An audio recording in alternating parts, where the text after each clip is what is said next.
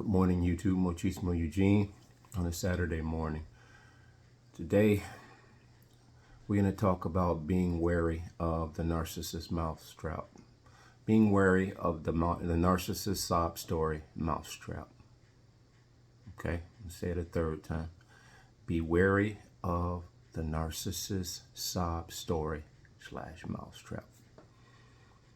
I was thinking, your narcissists don't like you to give them advice.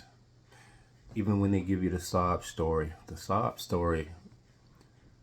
it serves to lure you into giving them sympathy. You've heard us all say they always play victim and they deem you villain. It's a really, really disgusting dynamic, especially when it regards someone who comes to you seemingly down and out, flat on their back, and you being a person of solitude and, of a pretty sound mind, you do have some experience in life. You are the type of person that learns from most of your mistakes. Chosen one empath I'm speaking of. It takes a long time sometimes, but we inevitably come to our senses in certain regards.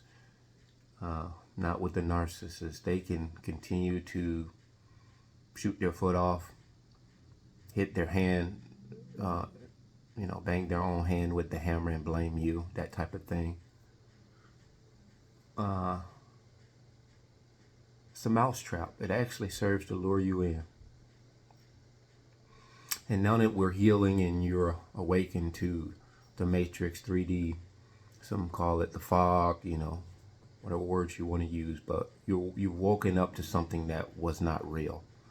And we're in a quest to attain to the things that are sound in life. And so in doing so, you feel like, most of us do, we feel like if we have went and came, and we've discovered some things about life, and someone comes to us and they say, well, blah, blah, blah, this happened to me, you won't believe. Quite naturally, it's just instinctively to do what is best for that person, which is give them an ear and not withhold anything of wisdom. We'll give them a little bit of encouragement / advice, kind of lead them in the right direction, because they seemingly don't seem to be able to figure it out. So we think. Unbeknownst to us, though, most of the things that they tell us, if not all the things that they tell us, either never happened or they were not true, totally blatantly false, or it was them that did the thing that they're telling you someone did to them. Do you know the narcissist will make you pay for being genuine? They don't want to hear your advice. I know sometimes, me, myself, I'm always a problem solver. I have to restrain myself when it comes to giving someone an ear. If I don't even believe they're a narcissist, if I just think they're a sound, solid person or they're a decent person, I'm learning to just listen to people when they talk to me about their problem. Most often, I don't have many people that are giving me their problem, because I try to surround myself with people who just have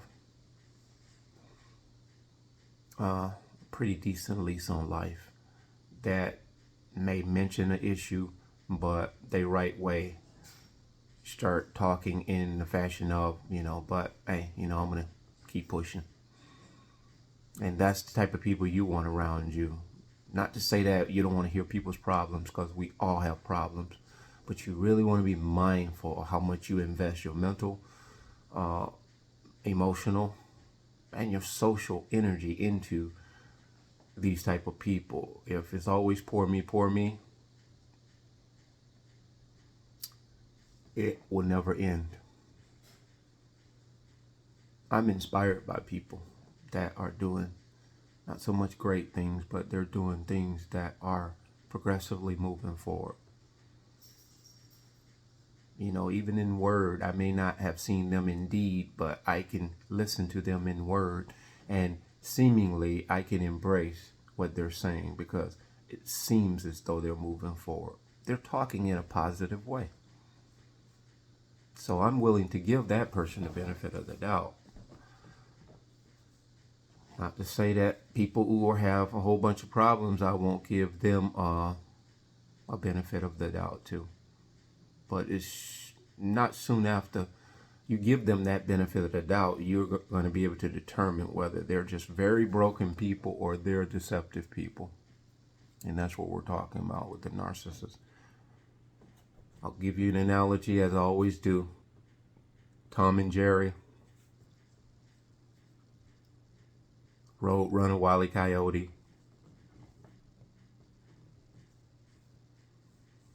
and there's another one, Bugs Bunny. I grew up with all those cartoons. Back then, it was only like a handful of cartoons. I'm a 70s baby.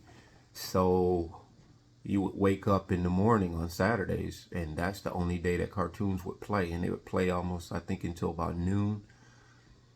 Could be wrong. Correct me if I'm wrong. But Saturdays were the only day that you would watch cartoons. And if you didn't see it then, it wasn't no rewind. I think we, in the era of the VCR, the VHS tape, even then, man, that was a waste of life, trying to rewind that thing. But back then, we thought that was dope when that VCR rewinder came out. It was in the shape of a car. You could put the VCR and tape in there and it would rewind it. And if you're lucky, it wouldn't get jammed. And if it got jammed, you'd have to throw that away. Unless you knew a buddy that could patch it with like the clear fingernail polish. You guys remember the cassette players, TDK, Sony, Boombox. Yeah, those were the days. But anyway, you are going to really be an arch nemesis of the narcissist. You become their enemy in trying to befriend them in their distress. They come into your life seemingly distressed, and you think you're going to be a point of solace for them. And you're going to become their enemy, unbeknownst to you. This is why they would line you up after you've given them that advice, to which they form a disdain towards you. They hate you for being a solid person. They hate you because you had an answer for the problem that they had. They weren't trying to figure that problem out. They began to hate you because you think you know it all. So Bugs Bunny, Road Runner, Tom and Jerry. Any of y'all don't know these cartoons, you can go on TV Network or something like that. And the beautiful thing about internet, and it has some beautiful attributes, among all the other despicable attributes of the internet and social media, there are some strengths to it. And you can just go back and pull up all of these Goldie oldies. Pink Panther. These were like silent cartoons. Pink Panther was a silent cartoon. But that was back then when you were able to sit there and pay attention. But staying on topic, these were all cartoons that were parallel. It was a person that was trying, or an animal, and they used it as, you know, it's funny how they use animals to convey humanistic behavior. These Tom, the tomcat, and Jerry was the mouse. Tom was relentless in trying to obliterate Jerry, because Jerry was cute little mice, if you've ever seen a cute mice, and he was adored. He would always play the sympathy and get into the situations, like he pretend he was cold and old lady would let him in the house, while Tom is outside freezing to death. And he would be in Jerry would be in there eating the food, and Tom would try to jump through the window and pounce on Jerry and pretty much try to kill him, eat him. And so in looking at some of those dynamics, even Jerry had this sly little look on his face many times, almost like a narcissist. I didn't think about that part. You know, as opposed to Roadrunner, I believe Roadrunner, his persona wasn't so much deceitful, but Roadrunner had this not grandiose mentality. He had a very confident persona, and for that, Coyote hated him for it, and which is the essence of who we are. We're despised by these monsters because they're looking at you like, how do you have this? Who do you think you are? And that's the question, because they're confused. Who do you think you are? That's a question that they don't want the answer to, because they don't want to do what's necessary to achieve and obtain the answer. The answer is within them, but they don't want to search within themselves. That's called introspect. They don't want to go within to find out the problem. They're looking for everything outside of them to solve their dilemma. Everything that caused them to become corrupt, which was outside. Their eyes was bigger than their stomach. It's almost like a kid. If you don't give a little child a bowl and give him a portion of ice cream, and you allow him to prepare his own bowl of ice cream, he will pretty much eat that whole container of ice cream. And he'll have a bellyache. This is the child that wasn't told at 12 o'clock at night, no, little Johnny, you can't have the last cookie. You can't have cookies. It's time to go to bed. This is what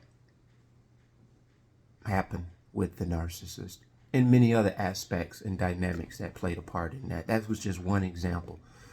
When you don't restrain your child, when you don't restrain your child from the different things that you think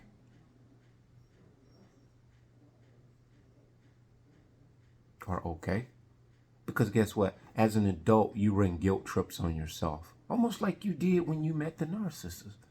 This is what we call childhood wounds, things of concern now that you're awakened, that when you approach your child or they approach you and they need something or they want something, now that you're awake and you can see yourself that you've done some of these things, you've perpetuated their behavior to a strong degree, to where they became entitled, to where they just believe they can have this or that without having to work for it or have to put in any kind of effort.